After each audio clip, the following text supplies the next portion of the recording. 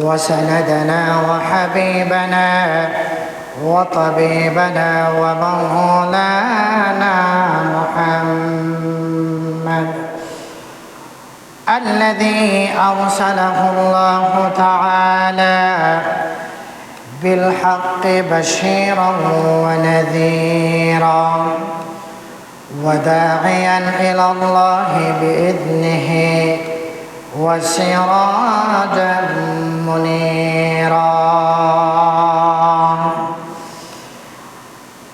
أما بعد فقد قال الله تعالى في كلامه المجيد والفرقانه الحميد: أعوذ بالله من الشيطان الرجيم.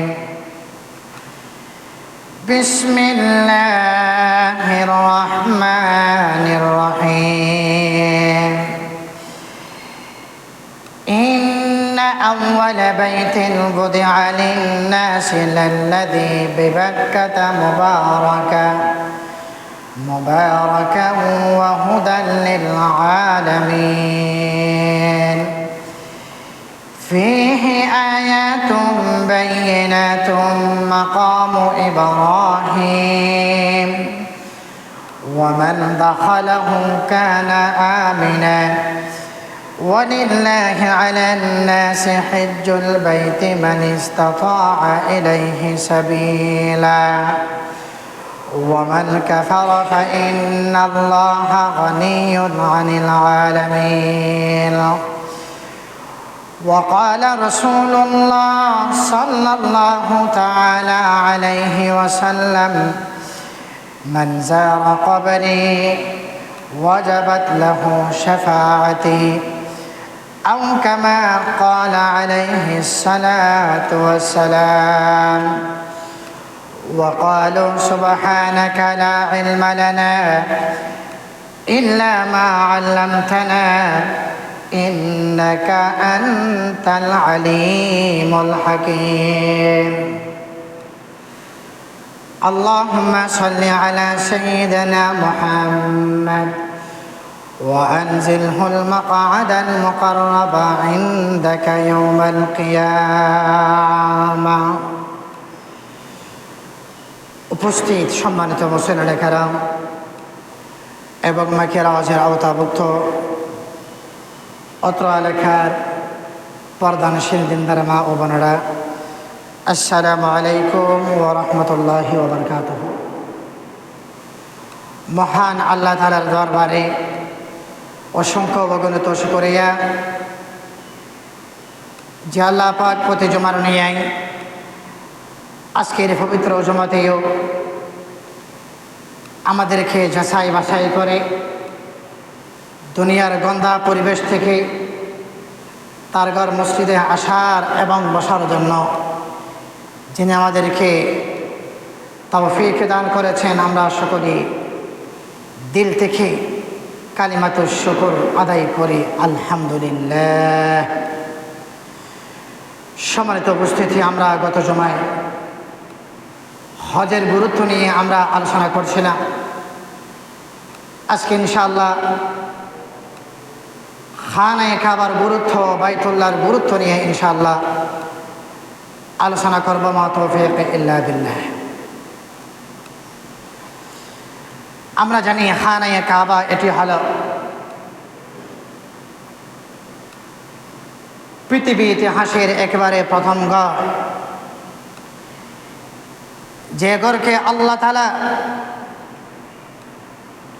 দুনিয়ার মধ্যে মানুষ তৈরি করার আগে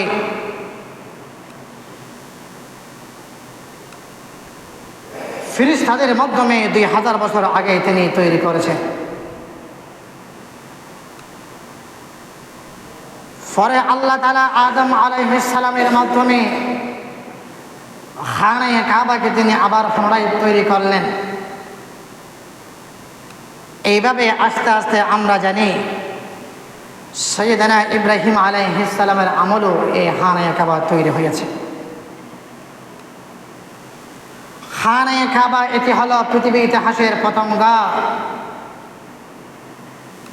খানে কাবা এটি মানুষের আত্মার খোরাক। খানে কাবা এটি মানুষের ভালোবাসার ঘর। খানে কাবা এটি মানুষের রূহের খোরাক। খানে কাবার সাথে মানুষের সাথে আত্মার সাথে সম্পর্ক রয়েছে, বলেন সুবহানাল্লাহ। ومن حيث خرجت فولي وجهك شطر المسجد الحرام। আপনি যেই জায়গায় থাকেন না কেন খানে কাবাকে সামনে রেখে নামাজ আদায় করা এটি হলো ফরজ। সুবহানাল্লাহ বলেন। পূর্ব দিকে, পশ্চিম দিকে, উত্তর দিকে, দক্ষিণ দিকে আপনি সালাত আদায় করলে নামাজ আদায় হবে? ভাই, নামাজ আদায় হবে না। আপনাকে কিবলাকে সামনে রেখে সালাত আদায় করতে হবে। খানে কাবা তৈরি করার আগে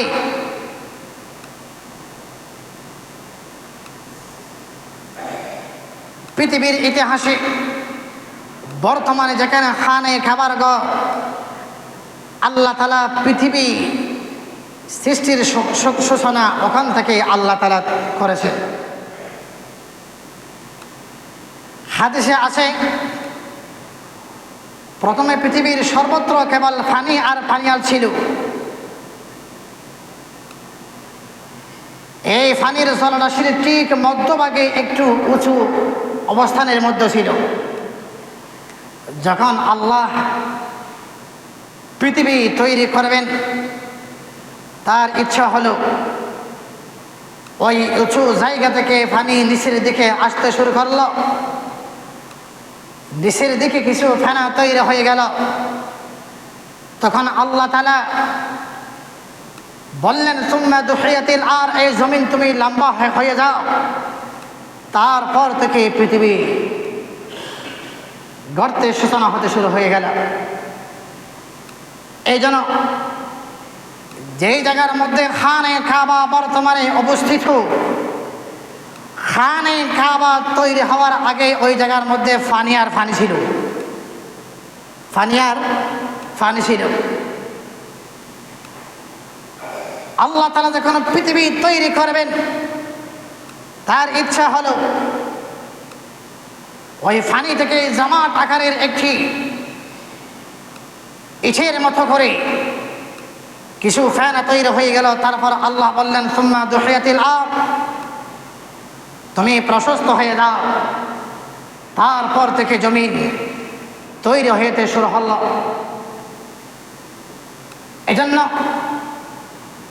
আমরা দেখি অনেক সময় মৃত ব্যক্তিকে যখন কবরের মধ্যে রাখা হয়, আমরা সকলে একটি কোরআন শরীফের আয়াত তেলাওয়াত করে থাকি, মিনহা খালাকনাকুম ওয়া ফিহা নুঈদুকুম ওয়া মিনহা নুখরিজুকুম তারাতান উখরা। হে দুনিয়ার মানুষ, তার অর্থই হলো আল্লাহ তোমাকে মাটি থেকে তৈরি করেছেন এবং এই মাটির দিকে তোমাকে আবার প্রত্যাবর্তন করতে হবে। এই আয়াতের তরজমার মধ্যে অনেকেই তাফসিরে উল্লেখ করেছেন, আল্লাহ তাআলা তোমাকে খানে কাবা থেকে তৈরি করেছেন, তোমাকে আবার খানে কাবার দিকে যেতে হবে। অর্থাৎ বর্তমান যেখানে খানে কাবা, এটি খানে কাবা তৈরি হওয়ার আগে ওই জায়গার মধ্যে পানি আর পানি ছিল, পানি আর পানি ছিল। সমস্ত হাজিরিন, খানে কাবা এটি মুমিনদের আত্মার খোরাক। খানে কাবার সাথে মানুষের আত্মার সাথে সম্পর্ক। সকল মানুষের ইচ্ছা হলো যদি আল্লাহ আমাদেরকে খানে কাবায় যাওয়ার জন্য যদি তৌফিক দান করতেন, ওই জায়গার মধ্যে সালাত আদায় করার জন্য যদি তৌফিক দান করেছেন, আমরা কোথায় না ভাগ্যবান হতাম। আল্লাহ তাআলা প্রতিদিন খানে কাবার প্রতি 120টি রহমত নাজিল করেন। সুবহানাল্লাহ। কয়টি ভাই? 120টি খানে কাবার প্রতি আল্লাহ তাআলা রহমত নাযিল করেন। যে সমস্ত ভাইয়ারা, দিনী ভাইয়ারা খানে কাবাকে তাওয়াফ করেন, তারা 60টি রহমত তারা পেয়ে থাকেন, তারা বুক করেন। সুবহানাল্লাহ। কি করলে? তাওয়াফ করলে। কি করলে ভাই? তাওয়াফ করলে খানে কাবার প্রতি আল্লাহ প্রতিদিন কয়টি রহমত নাজিল করেন? 120টি। খেয়াল করবেন, 120টি খানে কাবার প্রতি আল্লাহ রহমত নাজিল করে। যারা তাওয়াফ করে তারা 60টি রহমত পায়, আর যারা খানে কাবাকে সামনে রেখে সালাত আদায় করে তারা 40টি রহমত পায়। আর যারা শুধুমাত্র খানে কাবার দিকে তাকিয়ে থাকবে তারা আল্লাহর 20টি রহমতের তারা কি হবে? অংশীদার হবে। সুবহানাল্লাহ, সুবহানাল্লাহ। খানে কাবা, ইন্না আউওয়ালা বাইতিন বুদিআ লিন-নাস লাল্লাযী বিবাক্কাতা মুবারাকা। এটি এত বরকত পূর্ণ করে আল্লাহ তাআলা তৈরি করেছেন। হুদাল লিল আলামিন, সমগ্র পৃথিবীর জন্য আল্লাহ তাআলা খানে কাবাকে হেদায়েতের হেডকোয়ার্টার উল্লেখ করেছেন। সুবহানাল্লাহ। ওয়ালিল্লাহি আলান নাস হিজ্জুল বাইতি মান ইসতাতাআ ইলাইহি সাবিলা। যারা সমর্থবান তাদের জন্য খানে কাবা তাওয়াফ করা, হজ করা ফরজ করেছেন। প্রিয় হাজিরিন, খানে কাবা মুমিনের আত্মার খোরাক। ফিহি আয়াতুন বাইয়িনাতুন মাকাম ইব্রাহিম। তারপর আল্লাহ বলেন খানে কাবার নিকটে আল্লাহ তাআলার কিছু নিদর্শন, সুন্দর সুন্দর নিদর্শন রয়েছে। সুবহানাল্লাহ বলেন। মাকাম ইব্রাহিম, তার মধ্য থেকে অন্যতম হলো কি ভাই? মাকাম ইব্রাহিম, যেটি সিনা বরাবর একটি পাথরের মতো। সাইয়েদনা ইব্রাহিম আলাইহিস সালাম ওই পাথরের মধ্যে উঠে তিনি খানে কাবাকে কি করেছেন? নির্মাণ করেছেন। এই পাথরের এত কুদরতি পাওয়ার, যেই জায়গার মধ্যে সিমেন্টের প্রয়োজন হয় অটোমেটিকলি পাথরখানা উপর দিকে উঠতে শুরু করে। সুবহানাল্লাহ, সুবহানাল্লাহ। তারপর বললেন কি? খানে কাবার নিকট আছে হলো কি? জমজমের কূপ, যেখান থেকে মানুষ পানি পান করে তৃষ্ণা নিবারণ করে, ক্ষুধা নিবারণ করে। সুবহানাল্লাহ, সুবহানাল্লাহ। জমজমের পানি এত বিশুদ্ধ পানি, এত বরকতপূর্ণ পানি, যে পানির ভিতরে সমস্ত রোগের আল্লাহ তাআলা শিফা দান করেছেন। সুবহানাল্লাহ, সুবহানাল্লাহ। মা ও জমজম লিমা শুরিবা বিহি, যে ব্যক্তি যে নিয়তে জমজমের কূপের পানি পান করবে আল্লাহ তাআলা তার সে নেক উদ্দেশ্যকে আল্লাহ তাআলা সফল করবেন। সুবহানাল্লাহ, সুবহানাল্লাহ। জমজমের পানি ওই দিন থেকে নিয়ে কিয়ামত পর্যন্ত একদিনের জন্য জমজমের কূপের পানি কি হবে না? বন্ধ হবে না। এই জায়গার মধ্যে হাজারা এবং ইসমাইল আলাইহিস সালামের কুরবানি রয়েছে। সাইয়েদনা ইব্রাহিম আলাইহিস সালামের কুরবানি রয়েছে কোথায়? ওই জমজমের কূপের মধ্যে। ইতিহাস। প্রিয় হাজিরিন, তাহলে আসুন পৃথিবীর বাইতুল্লাহ, পৃথিবীর সর্বপ্রথম ঘর। আমরা জানি আমাদের আদি পিতা সাইয়েদনা আদম আলাইহিস সালাম এবং হাওয়া আলাইহিস সালাম পৃথিবীতে আসার আগে তাদের স্থান ছিল কোথায় ভাই? বেহেশতে। কোথায়? বেহেশতে।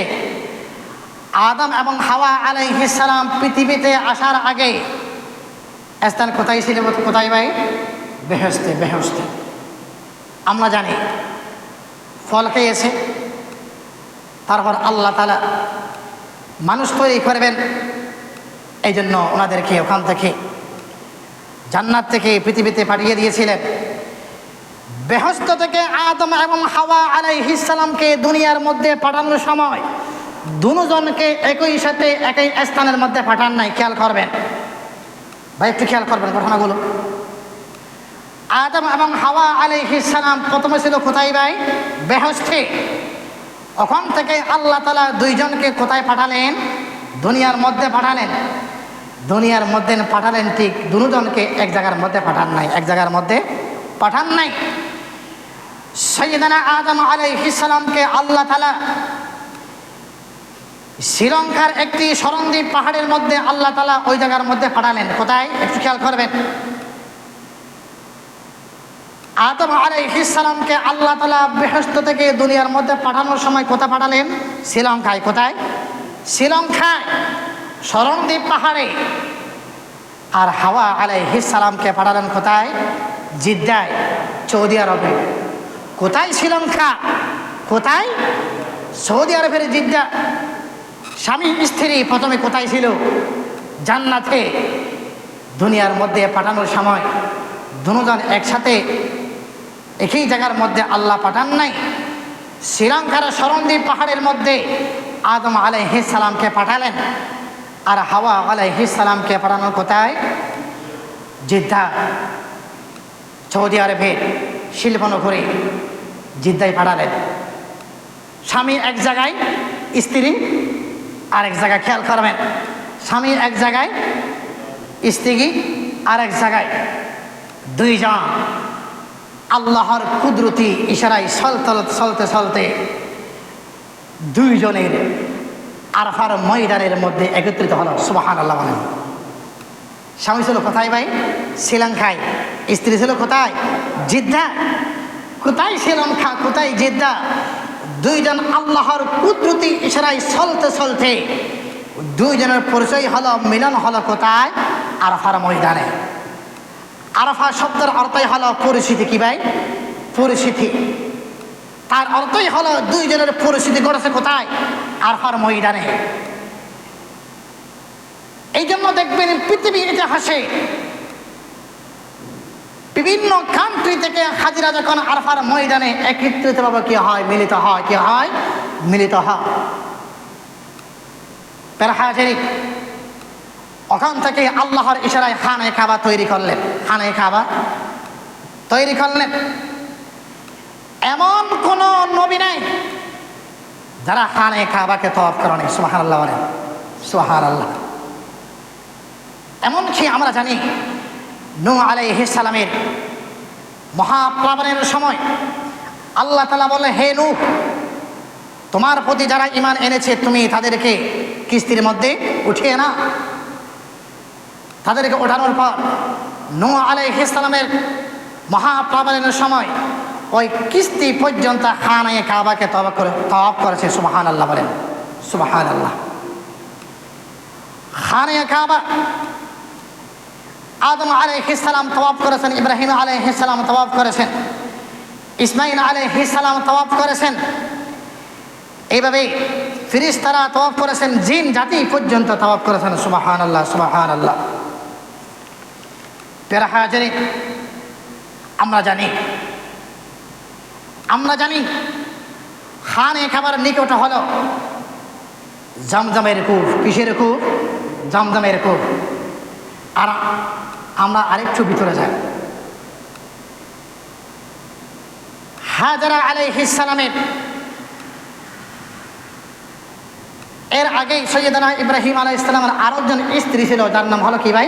সারা। যার নাম কি? সারা। খেয়াল করবেন, একটু খেয়াল করবেন। সারা আলাইহিস সালাম। সারা আলাইহিস সালামের গর্ভের মধ্যে কোনো সন্তান নাই। কোনো কি নাই? সন্তান নাই। কোনো কি নাই ভাই? সন্তান না। সারা আলাইহিস সালাম ইব্রাহিম আলাইহিস সালামকে পরামর্শ দিলেন, আপনার ঘরে তো কোনো সন্তান নাই, আপনি চাইলে হাজারাকে বিবাহ করতে পারেন। বিবাহ করতে পারেন। এটি পরামর্শ ছিল কার ভাই? সারা আলাইহিস সালামের। আচ্ছা বলুন তো দেখি, বর্তমান যুগে যদি কোনো দাম্পত্য জীবনে কারো ছেলে সন্তান কিংবা কোনো সন্তানই না হয়, নিঃসন্তান হয়, কোনো মেয়ে কি দ্বিতীয় বিবাহ করার জন্য অনুমতি দিবে বলে মনে হয়? কাশিন গেল না। সন্তান না হোক কোনো অসুবিধা নাই। সন্তান না হোক কোনো কি নাই? অসুবিধা নাই।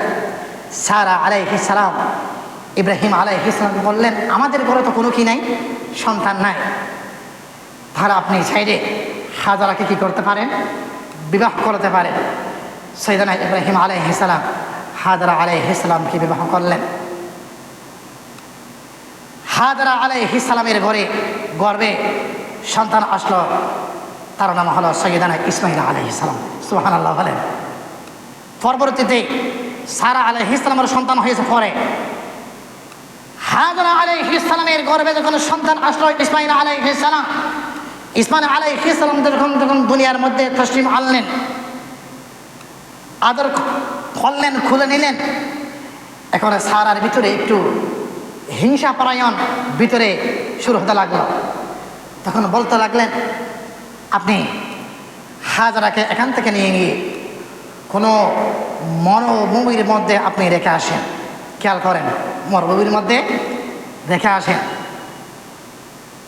ইব্রাহিম আলাইহিস সালাম নিজের কলিজার টুকরো সন্তান ইসমাইল আলাইহিস সালাম এবং হাজারা আলাইহিস সালামকে নিয়ে চলতে লাগলেন।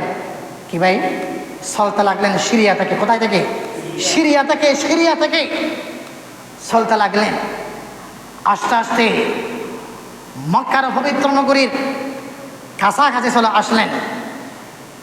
মরুভূমি, যে জায়গার মধ্যে কোনো পানি নাই, কোনো খাবার নাই, ওই জায়গার মধ্যে বললেন, তোমরা এখানে বসবাস করো। এখানে কি করো? বসবাস করো। হাজারা আলাইহিস সালামকে নিয়ে যখন এ প্রস্তাব রাখলেন, কিন্তু এটি আল্লাহর হুকুম ছিল।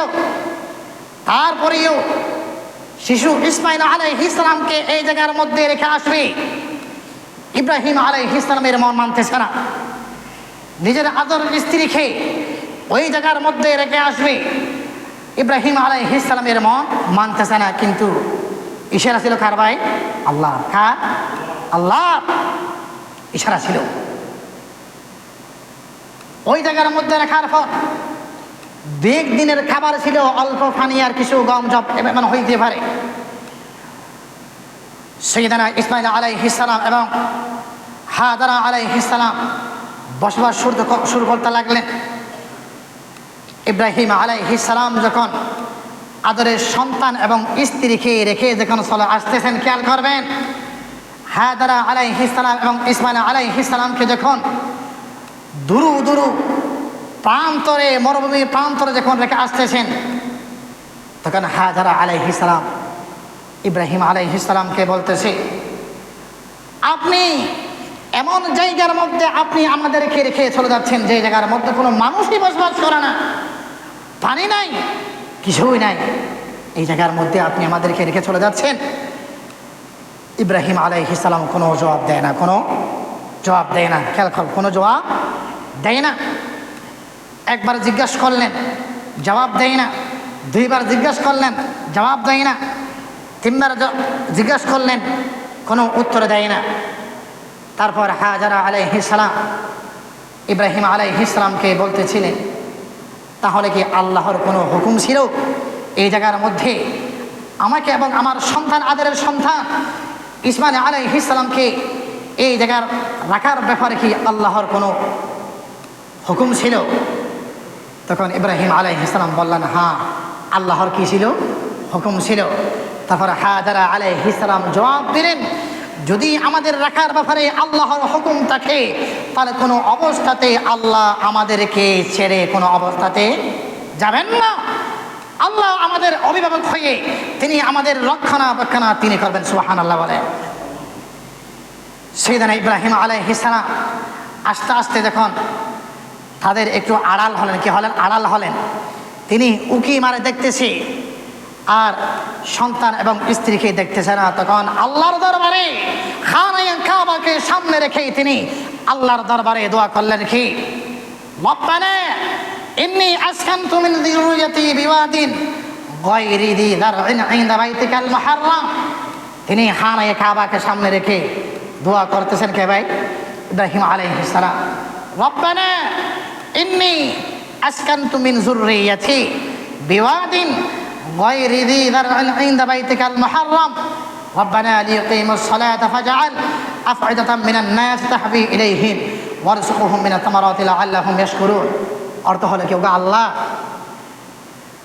এমন জায়গার মধ্যে আমার স্ত্রী সন্তান তাদেরকে রেখে যাচ্ছি যে জায়গার মধ্যে কোনো মানুষ নাই, তাদের কোনো খাবার নাই। ওগো আল্লাহ, মক্কার পাশে তাদেরকে রেখে যাচ্ছি, আপনি তাদের খাবারের ব্যবস্থা করুন। ওগো আল্লাহ, মানুষের ভিতরে তাদের মহব্বত তৈরি করে দিন। ওগো আল্লাহ, তারা যেন এখানে আবাদ করতে পারে। ওগো আল্লাহ, তোমার দরবারে ফরিয়াদ করছি। এক কথা বলে সৈয়দানা ইব্রাহিম আলাইহিস সালাম নিজের গন্তব্যে তিনি চলতে লাগলেন। হাজারা আলাইহিস সালাম দেখলেন তার খাবার শেষ হয়ে গেছে, পানিও কি হয়ে গেছে, শেষ হয়ে গেছে। ভাই একটু খেয়াল করি, খাবার শেষ হয়ে গেছে, পানি শেষ হয়ে গেছে। শিশু ইসমাইল আলাইহিস সালাম এখনো পর্যন্ত মায়ের স্তন থেকে দুধ খায়। হাজারার খাবার শেষ, পানিও শেষ। শিশু ইসমাইল মা থেকে দুধ খেতে খেতে এখন মার স্তন থেকে আর দুধ আসে না, আর দুধ আসে না, দুধ আসে না। সৈয়দনা ইব্রাহিম আলাইহিস সালামকে কুলে নিয়ে তিনি সব সময় চিন্তা করতেন কোনো জায়গা থেকে কোনো পানি, কোনো খাবার আসে কিনা। পেরাহা জেনে শিশু ইসমাইল আলাইহিস সালামকে রেখে তিনি বসবাস শুরু করে দিলেন। দেখতে পেলেন ইসমাইল আলাইহিস সালাম খান্না আর খান্না, খাবার নাই, পানি নাই, স্তনের মধ্যে কোনো দুধ নাই। ওই অবস্থার মধ্যে হাজারা আলাইহিস সালাম, খেয়াল করবেন, হাজারা আলাইহিস সালাম শিশু ইসমাইলকে রেখে তিনি পানি তালাশের জন্য একবার গেলেন কোথায়, সাফা পর্বতে, আর একবার গেলেন কোথায় ভাই, মারওয়া পাহাড়ে। ইন্না সাফা ওয়াল মারওয়াতা মিন শাআইরিল্লাহ, কোরআন শরীফের আয়াত। হাজারা আলাইহিস সালাম একটু পানির জন্য তিনি অধিক অধিক ছোড়াছুড়ি করতে লাগলেন। তিনি ভাবলেন সূর্যের কিরণ যখন পাহাড়ের উপর পড়ে তার মনে হলো এই জায়গার মধ্যে পানি আছে, এই জায়গার মধ্যে কি আছে, পানি আছে। খেয়াল করবেন, সূর্যের কিরণ যখন পাহাড়ের উপর পড়ে, বালির উপর পড়ে, জিরক মিনক যখন সড়ক মারে, হাজারা আলাইহিস সালাম ভাবতেছেন মনে হয় এখানে কি পানি। তিনি দৌড় মারে চলে গেলেন কোথায়, সাফা পাহাড়ে। তিনি গেলেন, দেখতে পেলেন এই জায়গার মধ্যে পানি নাই। তিনি পরিশানে সিদ্ধ নয়না তিনি ওখান থেকে ফেরত আসলেন। আবার দেখতে পেলেন সূর্যের কিরণ যখন মারওয়া পাহাড়ের উপর পড়ে, তিনি মারওয়া পাহাড়ের দিকে তিনি ছুটে গেলেন।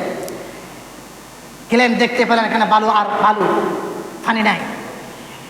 ইন্না সাফা ওয়াল মারওয়াতা মিন শাআইরিল্লাহ ফামান হাজ্জাল বাইতা আও ইতামারা ফালা জুনাহা আলাইহি আন ইয়াতাওয়াফা বিহিমা। সূরা বাকারার আয়াত। হাজারা আলাইহিস সালাম সাফা এবং মারওয়া পাহাড়ের মধ্যে 7 বার চক্কর দিলেন। কয়বার? কথা বলেন, কয়বার? 7 বার চক্কর দিলেন। তিনি পানি ফেলেন না। আবার তার মনের মধ্যে ভয় কাজ করতেছে, কি জানি আমার সন্তানকে কোনো কেউ আবার নিয়ে যায় কিনা, আবার কোনো বাঘ আমার ছেলেকে খায় কিনা। তিনি ছেলের কাছে আবার চলে আসলেন। হঠাৎ করে দেখতে পেলেন একজন আল্লাহর হুকুমে একজন ফেরেশতাকে আল্লাহ তাআলা একজন ফেরেশতাকে পাঠিয়ে দিলেন। ফেরেশতা তার ডানার আঘাতে মাটির মধ্যে আঘাত করতে লাগলেন। ওই মাটির ভিতর থেকে কলকল বয়ে রহমতের ঝর্ণা জমজমের পানি শুরু করলো। সুবহানাল্লাহ, সুবহানাল্লাহ। অনেকে বলেছেন সৈয়দনা ইসমাইল আলাইহিস সালামের পায়ের আঘাতের কারণে ওই মাটি থেকে আল্লাহ তাআলা রহমতের ঝর্ণা জমজমের কূপ আল্লাহ তাআলা তৈরি করে দিলেন। সুবহানাল্লাহ, সুবহানাল্লাহ। পানি আসতে শুরু করলো।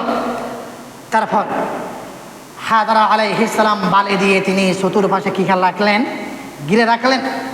হাদিস শরীফের ভিতরে আসে যদি হাজারা আলাইহিস সালাম চতুর্পাশে বেড়িবাঁধ না দিতেন তাহলে এটি প্রবাহমান নদীর মতো হয়ে যেত। ওই দিন থেকে নিয়ে আজকের দিন পর্যন্ত একদিনের জন্য জমজমের কুফুরে পানি এখনো পর্যন্ত কোনদিনই শেষ হবে না, শেষ হয় নাই। কিয়ামত পর্যন্ত পানি থাকবে। সুবহানাল্লাহ বলেন, সুবহানাল্লাহ। জমজমের কুফের পানির ভিতরে এত পরিমাণ আল্লাহ তাআলা বরকত রেখেছেন। খেয়াল করবেন, আবু যার গিফারী রাদিয়াল্লাহু তাআলা আন, সাহাবীর নাম কি ভাই?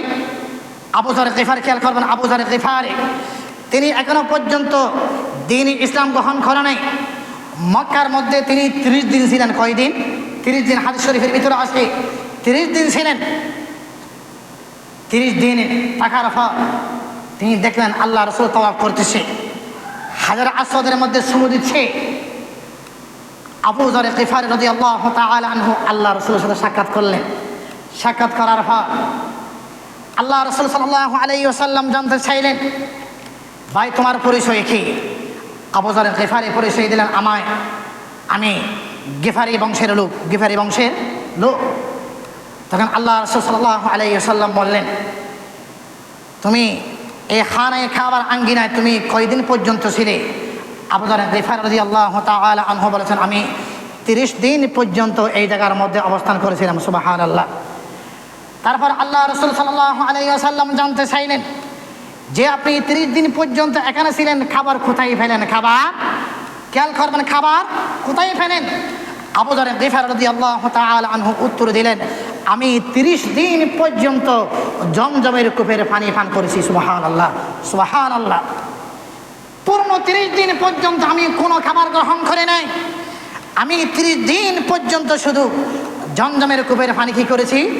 পান করেছি। তারপর তিনি বললেন, আমি এই জমজমের কূপের পানি পান করার পর মা কানা লি তাআমুন ইল্লা মা'উ জামজাম ফাসামিনতু হাত্তা তাকাসসারাত উকানা বাতনি। তিনি বললেন, 30 দিন পর্যন্ত আমি কোনো খাবার গ্রহণ করে নাই। আমি 30 দিন পর্যন্ত এই পানিগুলো গ্রহণ করার কারণে আমার তৃষ্ণার সাথে সাথে আমার ক্ষুধাও নিবারণ হয়েছে। সুবহানাল্লাহ, সুবহানাল্লাহ। বরঞ্চ এই 30 দিন পর্যন্ত আমি এই পানি পান করার কারণে আমার শরীরের ভিতরে পরিবর্তন এসেছে, অর্থাৎ তিনি মোটা হয়েছেন। আল্লাহ তাআলা হাদিস শরীফের ভিতরে আছে, মা'উ জামজাম ইন্নাহা মুবারাকাতুন, জমজমের পানি হলো বরকতপূর্ণ পানি। সুবহানাল্লাহ, বলেন সুবহানাল্লাহ। ইন্নাহা তাআমুন তু'মিন, ইন্নাহা তাআমুন তু'মিন, খাবার গ্রহণ করলে যেমন আপনার পেট ভরে, জমজমের পানি পান করলে তৃষ্ণার সাথে সাথে আপনার পেটও ভরে যায়। সুবহানাল্লাহ, সুবহানাল্লাহ। মা'উ জামজাম লিমা শুরিবা বিহি ইন্নাহা মুবারাকাতুন তাআমুন তু'মিন, জমজমের পানির ভিতরে কি আছে ভাই? বরকত আছে। তৃষ্ণার পাশাপাশি ক্ষুধাও কি হয়? নিবারণ হয়। বিভিন্ন উলামায়ে কেরাম বলেছেন, বিভিন্ন রোগ থেকে মুক্তি পেয়েছেন জমজমের পানি পান করার কারণে। সুবহানাল্লাহ, সুবহানাল্লাহ। এমনকি আল্লামা ইবনে হাজার আসকালানী রাহমাতুল্লাহি আলাইহি তিনি বলেছেন, আমার ইলমের ভিতরে এত পরিমাণ বরকত এসেছে জমজমের পানি পান করার কারণে। সুবহানাল্লাহ, সুবহানাল্লাহ। ইমাম শাফি রাহমাতুল্লাহ আলাইহি তার উক্তি হলো, জমজমের পানি পান করার কারণে আমার ইলমের মধ্যে এত পরিমাণ বরকত এসেছে, আমার চিন্তা চেতনার চেয়ে আরো বেশি হয়ে গেছে। সুবহানাল্লাহ। জমজমের পানির ভিতরে সমস্ত রোগের আল্লাহ তাআলা শিফা রেখেছেন। সুবহানাল্লাহ। হাদিস শরীফের ভিতরে আছে, আল্লাহ রাসূল সাল্লাল্লাহু আলাইহি ওয়াসাল্লাম বলেছেন, খায়রু মাইন আলা ওয়াজহিল আরদি মা'উ জামজাম ফীহি তাআমুন মিনাত তু'মি ওয়া শিফাউল লিমা। জমজমের পানি হলো জমিনের মধ্যে শ্রেষ্ঠ পানি। এই পানির ভিতরে আল্লাহ তাআলা ওষুধের মতো কাজ করার মতো আল্লাহ তাআলা প্রভাব আল্লাহ তাআলা দান করেছেন। সুবহানাল্লাহ। এজন্য ভাই জমজমের পানি যদি কোথাও পান, বেশির থেকে বেশি কি করা? পান করা। দেখবেন জমজমের পানির ভিতরে এত পরিমাণ আল্লাহ বরকত রেখেছেন যে বরকতগুলো আর অন্য পানির ভিতরে নাই। এজন্য জমজমের পানি পান করলে হাদিস শরীফের ভিতরে আছে কিছু আদবের কথা বলা হয়েছে। জমজমের পানি পান করার আগে কিবলামুখী হওয়া, ভাই কি হওয়া? কিবলামুখী হওয়া। 3 নিঃশ্বাসে পান করা, প্রতিটি শ্বাসের আগে বিসমিল্লাহ পড়া, খাওয়ার শেষে আলহামদুলিল্লাহ বলা, ডান হাতে পানি পান করা এবং পেট ভরে জমজমের পানি পান করা। সুবহানাল্লাহ, সুবহানাল্লাহ। তাহলে দেখুন, হজ্জে বাইতুল্লাহ, জিয়ারতে মদিনা এটি অত্যন্ত গুরুত্বপূর্ণ বিষয়। যারা সমর্থবান ব্যক্তি তাদের জন্য কি বলেছিলাম ভাই, হজ হলো কি ভাই? ফরজ। গত জমায় আলোচনা করেছিলাম, যাদের সামর্থ্য রয়েছে, অর্থ রয়েছে, এরকম ব্যক্তির জন্য হজ হলো কি ভাই? ফরজ। একজন ব্যক্তির কোটি কোটি ব্যবসা আছে, জীবনে একবার হজ আদায় করলে হয়ে যাবে। কোটি কোটি টাকা আপনার আছে, হজ না করে উমরা করলে কোনো অবস্থাতে হজ আদায় হবে না। যেভাবে নামাজ ফরজ, সুন্নত নামাজ পড়ে যদি আপনি চলে যান, ফরজ আদায় হবে না। একই পদ্ধতিতে যদি আপনার সমর্থন থাকে, কর্জ না থাকে, বর্তমান বাজার রেট অনুযায়ী বাংলাদেশ থেকে হজ যাইতে যে পরিমাণ অর্থের দরকার, কর্জ ছাড়া যেদিন আপনি ওই জায়গার মধ্যে থাকবেন, আপনার ঘরের মধ্যে খাবারের কোনো অভাব হবে না, যাওয়া আসা আপনি খরচ বহন করতে পারবেন, এরকম ব্যক্তির জন্য হজ হলো কি ভাই? ফরজ। হজ হলো কি ভাই? ফরজ। হজ এমন একটি বিষয়, হাদিস শরীফের ভিতরে আছে, তাবিউ বাইনাল হজ্জ ওয়াল উমরাহ ফাইন্নাহুমা ইয়ানফিয়ানিল ফাকর ওয়াজ জুনুব। হজের কারণে আল্লাহ তাআলা অভাব অনটনকে দূর করে দেন। 2 নম্বরে হজের কারণে আল্লাহ তাআলা তার জীবন থেকে সমস্ত গুনাহকে আল্লাহ তাআলা ক্ষমা করে দেন। সুবহানাল্লাহ, সুবহানাল্লাহ। খানে কাবাকে সামনে রেখে আমরা সালাত আদায় করি। কোনো ব্যক্তি যদি খানে কাবাকে সামনে না রেখে সালাত আদায় করে, তার সালাত আদায় হবে না। ওয়াহাইতুমা কুনতুম ফাওয়াল্লু বুজুহাকুম শাতরা। খানে কাবাকে সামনে রেখে সালাত আদায় করা হলো কি ভাই? ফরজ। পশ্চিম দিকে, অর্থাৎ আমাদের জন্য খানে কাবা কোন দিকে ভাই? পশ্চিম দিকে। খানে কাবাকে সামনে রেখে সালাত আদায় করা হলো কি ভাই? ফরজ। প্রতিদিন আল্লাহ তাআলা খানে কাবার প্রতি 120টি রহমত নাজিল করেন। সুবহানাল্লাহ। কয়টি ভাই? আবার বলেন কয়টি? 120টি।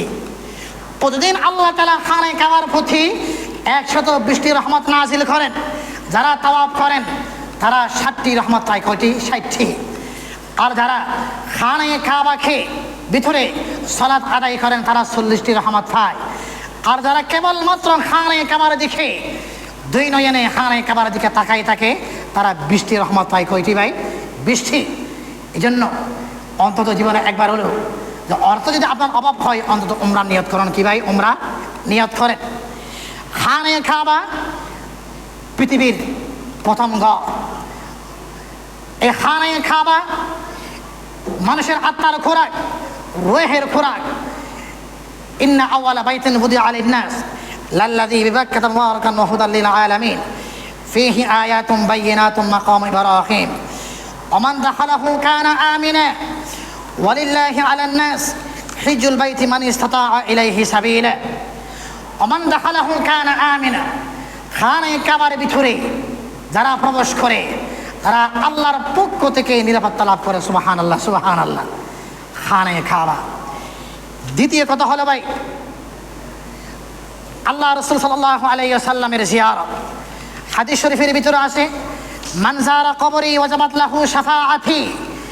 যে ব্যক্তি আল্লাহ রাসূল সাল্লাল্লাহু আলাইহি ওয়াসাল্লামের রোজা জিয়ারত করলো, তাদের জন্য আল্লাহ রাসূল সাল্লাল্লাহু আলাইহি ওয়াসাল্লামের সুপারিশ ওয়াজিব হয়ে যায়। সুবহানাল্লাহ, সুবহানাল্লাহ।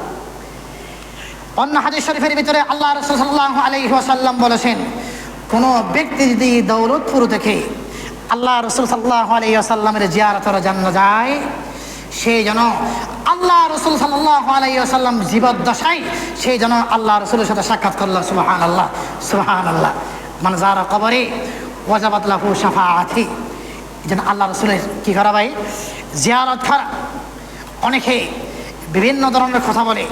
আল্লাহ রাসূল সাল্লাল্লাহু আলাইহি ওয়াসাল্লাম বিশেষ করে আমাদেরকে তারখাত করে বলে, আমরা নাকি বলি আল্লাহ রাসূল ফসে গেছেন, নাউজুবিল্লাহ, মরে গেছেন, গলে গেছেন, নাউজুবিল্লাহ মিন যালিক। আল্লাহ রাসূল সাল্লাল্লাহু আলাইহি ওয়াসাল্লাম পবিত্র এই রোজায়ে আকদাসের মধ্যে আল্লাহ রাসূল সাল্লাল্লাহু আলাইহি ওয়াসাল্লাম কি আছেন? জীবিত আছেন। কাজী আয়াস রাহমাতুল্লাহি আলাইহি তিনি বলেছেন কি, ফাকিদা তারস আরশে বরি জান্নাতে ফেরদাউস আরামে গাহে খাকে রসুলে আরবি হে। যে খানে কাবায় আল্লাহর যে মাটির সাথে আল্লাহ রসুলের পবিত্র শরীর লেগে আছে, ওই মাটির দুলাগুলো আরশের সেই আরো বেশি দামি। সুবহানাল্লাহ, সুবহানাল্লাহ। আহিস্তা কদম নিচে নজর পোস্ত কদাহু। হে দুনিয়ার মানুষ, তোমরা যখন আল্লাহ রসুল সাল্লাল্লাহু আলাইহি ওয়াসাল্লামের জিয়ারতে আসবে, তখন তোমাদের কদম যেন আস্তে আস্তে আসে, আস্তে আস্তে আসে। তোমরা আল্লাহ রসুল সাল্লাল্লাহু আলাইহি ওয়াসাল্লামের রোজায়ে আকদাস আতহারের সামনে কোনো অবস্থাতেই উঁচু গলায় তোমরা কথা বলিও না, কথা বলিও না। আল্লাহ রসুল সাল্লাল্লাহু আলাইহি ওয়াসাল্লাম জীবিত অবস্থার মধ্যে খানায় খাবার মধ্যে আসে। প্রিয় হাজির, আবার বলছি, সমর্থমান ব্যক্তির জন্য হজ হলো কি ভাই? ফরজ। হজ হলো কি ভাই? ফরজ। হজ হলো ফরজ। মনে করেন, আমি আবার বলছি, বর্তমান বাজার রেট অনুযায়ী আপনার সব কিছু ঠিক আছে, হজ করলেন না, 2030 সালে আপনার অর্থ নাই, আপনি এক কথা বলতে পারবেন না, হুজুর 24 সালে আমার সমর্থন ছিল, 30 সালে এখন সমর্থন নাই, তাহলে কি আমার জিম্মাদারি চলে গেছে? না, যে সময় আপনার হজ খরচ হবে এই সময় আদায় করানো, এটা হলো জরুরি। এটা কি ভাই? জরুরি। হাদিস শরীফের ভিতরে আসে, হজ করতে গেলে যে অর্থ খরচ হয়, আল্লাহ তাআলা তার ইনকামের ভিতরে আল্লাহ তাআলা বরকত দান করেন। সুবহানাল্লাহ, সুবহানাল্লাহ। আল্লাহ তাআলা সংক্ষিপ্ত আলোচনার কথা বুঝার এবং আমল করার তৌফিক দান করুক। ওয়া আখির দাওয়ানা আলহামদুলিল্লাহি রাব্বিল আলামিন। আসসালামু আলাইকুম ওয়া রাহমাতুল্লাহি ওয়া বারাকাতুহু।